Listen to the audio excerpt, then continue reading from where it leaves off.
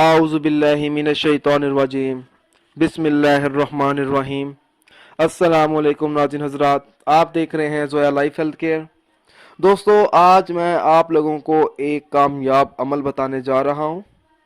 کلمہ طیبہ کی مدد سے شوہر اور بیوی کے دل میں محبت پیدا کرنے کا وظیفہ۔ دوستو، اس عمل کی اجازت عام ہے۔ عمل بتانے سے پہلے میری آپ لوگوں سے گزارش ہے، دوستو اس عمل کو آپ لوگوں نے جائز مقصد کے لیے استعمال کرنا ہے، ناجائز مقصد کے لیے ہرگز استعمال نہیں کرنا، ورنہ کوئی فائدہ نہیں ہوگا۔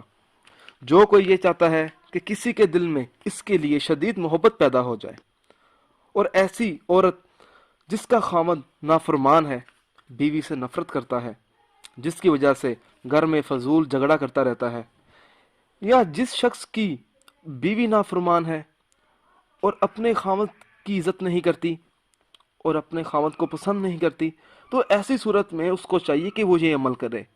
عمل اس طرح شروع کرنا ہے: عصر کی نماز کے بعد سچے دل سے 75 مرتبہ کلمہ طیبہ کا ورد کرے، اور ورد کرتے کرتے جس شخص کے دل میں آپ نے محبت پیدا کرنی ہے، اس شخص کا آپ نے تصور اپنے ذہن میں رکھے اور اللہ تعالیٰ سے سچے دل سے دعا مانگے۔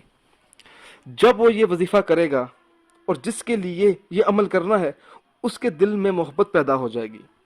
دوستو، یہ عمل آپ لوگوں نے سچے دل سے شروع کرنا ہے، تب تک جاری رکھنا ہے جب تک اس کے دل میں آپ کے لیے محبت پیدا نہ ہو جائے۔